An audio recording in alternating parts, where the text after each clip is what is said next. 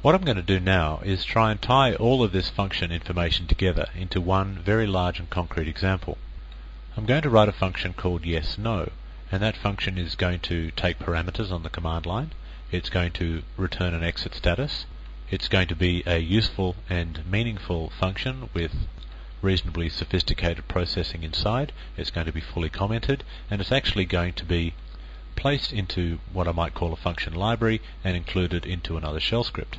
So we'll tie all of that together now in this one module. So let's have a look at the specification for this yesno function. I want a function that will do the following. Its parameters are going to be treated as the words of a yes-no style question to ask the user. For example, is your gender female?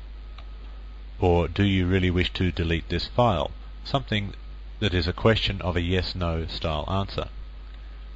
Secondly, it will read an answer from the keyboard and check that the answer conforms to one of the following styles, and that is lowercase y, uppercase y, lowercase yes, or the same for n, no, anything basically that starts with a y or starts with an n. Now if they don't specify one of those answers, then it's going to essentially go back and ask the question again until they answer a yes or a no. So finally they will have hopefully answered a yes or a no.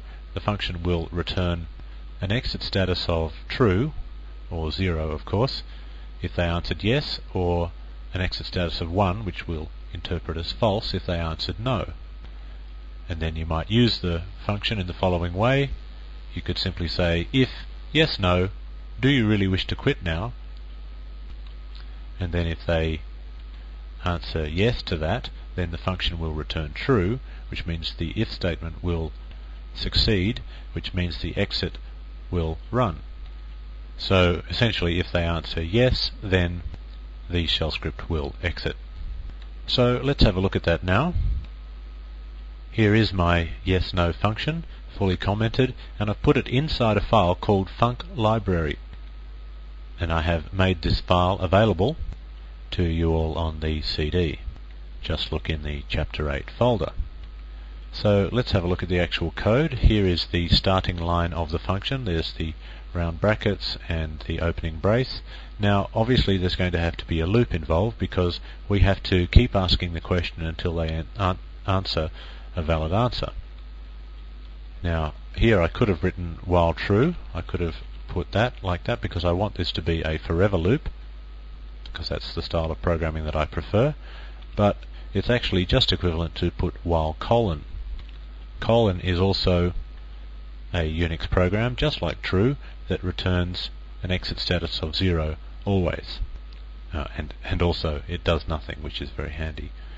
Okay, so that's essentially saying while true, and then the very first thing I'm going to display on the output line is the parameters that they passed in. So the question will be the $. That will be all the words that make up the question. Now after all the words I'm going to put yes or no, and then a question mark, and then a space, and then I'm going to pause right there. I'm not going to go on to the next line. We're going to suppress the new line on the end of the echo statement, and then we're going to go and read the answer. So we'll read the answer, and the answer will be stored in yn, the yes, no. Now it may not be yes, no, they may not type anything at all. But we'll actually only store the first word of their answer in that little variable called yn, and the other variable called chunk will get the rest of their answer in case they happen to type many words of an answer. Then we think of all the different ways that they could type in yes, lowercase, uppercase, capital case, and so on. So if they did actually type one of those versions of yes, then we will return 0, which we will interpret, of course, as true. Now we essentially do the same thing for no, where we return 1. Now if they returned anything else, which is the star option for the case statement, then we'll echo out, please enter yes or no. So the question is, what should we do then? Well, the answer is we just go around the loop again. So we'll just say here, continue around the loop, even though we don't actually have to put the word continue, because what's going to happen is the very next line is the end of the loop, which will mean we'll just go right back around the loop again. We'll go right back to here and do the echo statement again, and we'll just keep going around and around until we either get to this return or this return. So I guess you can summarize that by saying there's only two ways out of this function, and that's via that line or that line. And you can only get to that line or that line if you enter a valid response. Otherwise we loop indefinitely. And that's it. That's the whole function. Notice the use of the exit status here and here. But that's only half the picture. What I'd like to do now is actually show you how you might use the yesno function. So what I'll do is I'll open up the other file, which is called test yesno, and you can see that what it does is it dots the function library. So what that essentially does is it includes all the lines from the file called function library as if they were part of this file called test yesno, which means of course that all the functions in that file called func library are available in this shell script.